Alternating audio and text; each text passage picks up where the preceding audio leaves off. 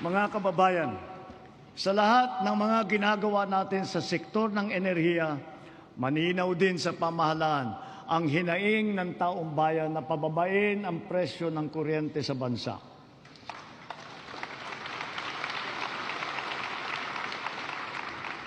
Unang-una, upang maging simple, madali at abot kaya ang pagpapakabit ng solar panel at battery storage system sa kanilang mga bahay, hinihiling ko ang tulong ng Kongreso na maipasa na ang Sariling Kuryente Act.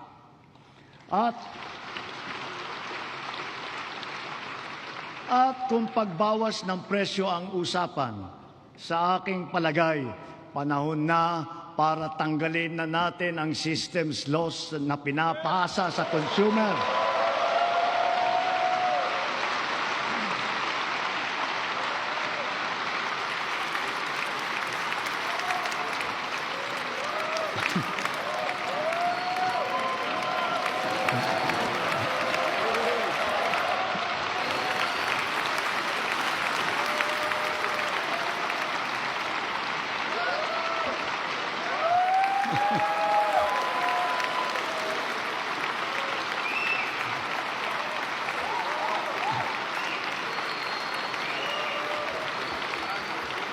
Pinapasa ito sa consumer at kinakarga sa bill na pinapatungan pa ng value-added tax.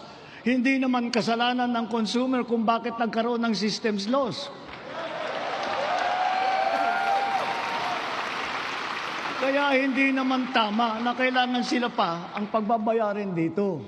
Therefore, we, the people, we demand for the immediate amendment of the EPIRA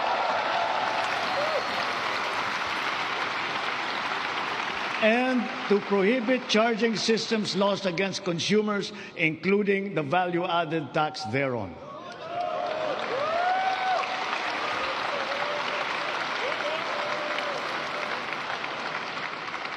Noon nagsimula ang administrasyon, nilatag na natin agad ang pambansang pulisiya sa social protection floor